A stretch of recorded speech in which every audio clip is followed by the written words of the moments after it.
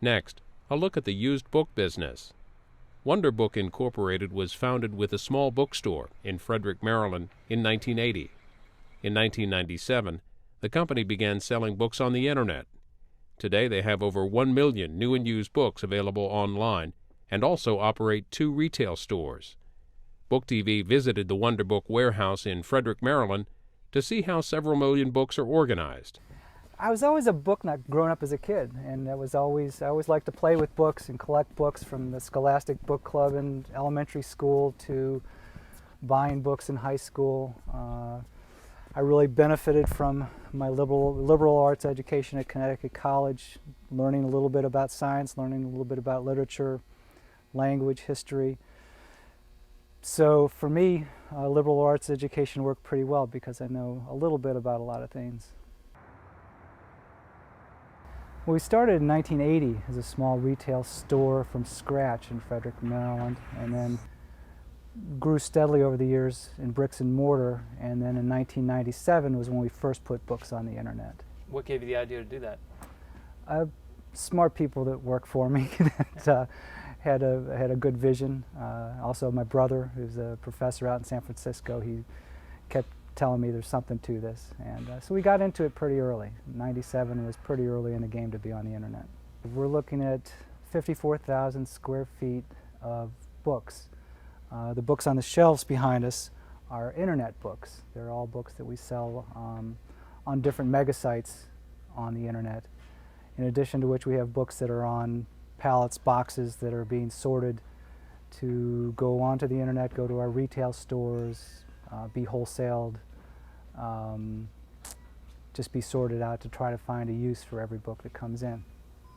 How many books are in here? There's over 1 million books on those shelves behind us, and then probably another 2 million books or so on the pallets and in the boxes and on the racks. The used books we buy from the public. We buy from the public every day of the year except Christmas and Thanksgiving. And we buy from estates, we buy from institutions, libraries, churches, anywhere we can get used books. This is Ernest. He's sorting out books. This is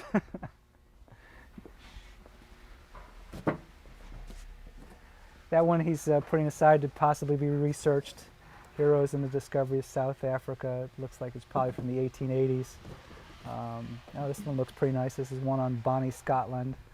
So these are ones we'll look up to see if they have a collectible value above just as a reading copy.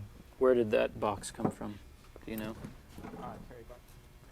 These came out from a guy that clears out houses. So these are pretty nice looking books that and actually this man just found us recently.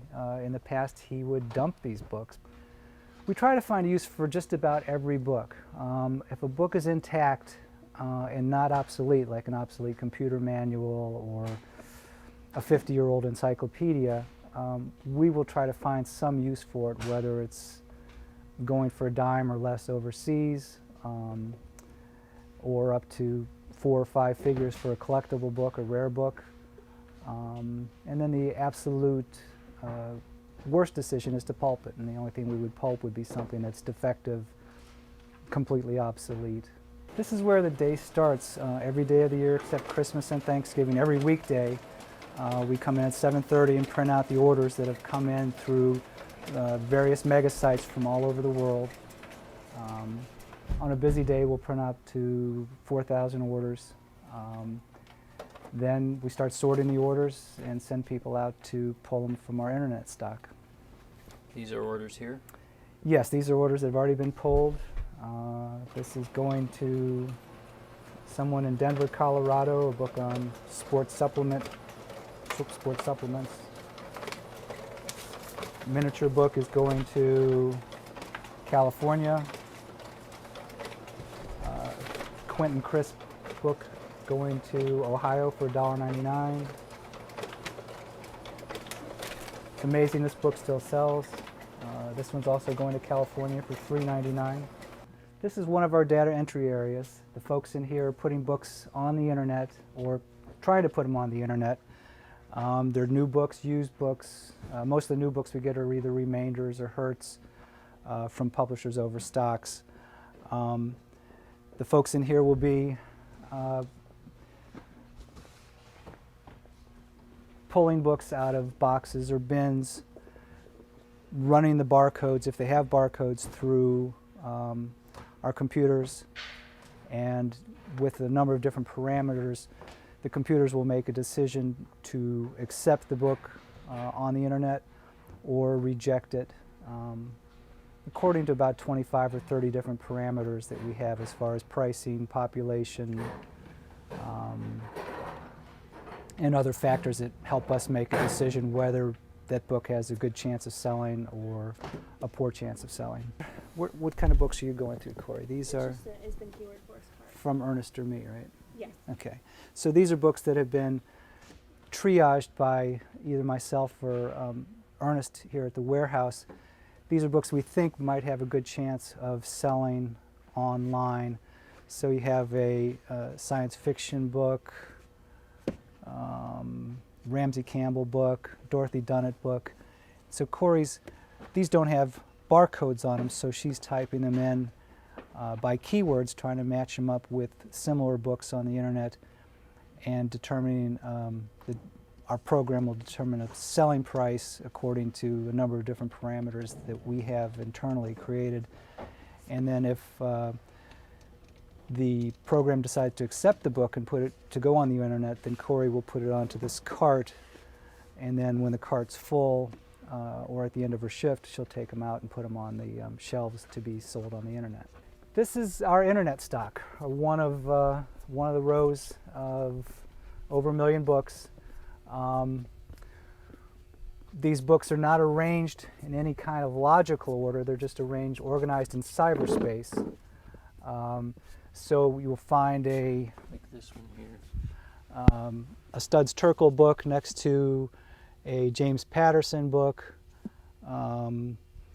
Then close by we'll find some, here's a work on Whistler, probably looks like it's from the 1890s. So nobody could really come in here and shop because there's no logical order to it. But when you order a book through Amazon or through our website or through other mega sites like Abe and Alibris, we can come and find these books by these locator numbers that gets us to the right row and then to the right shelf. And we'll pull the order and take it up and pack it and ship it. This is our shipping area, packing area.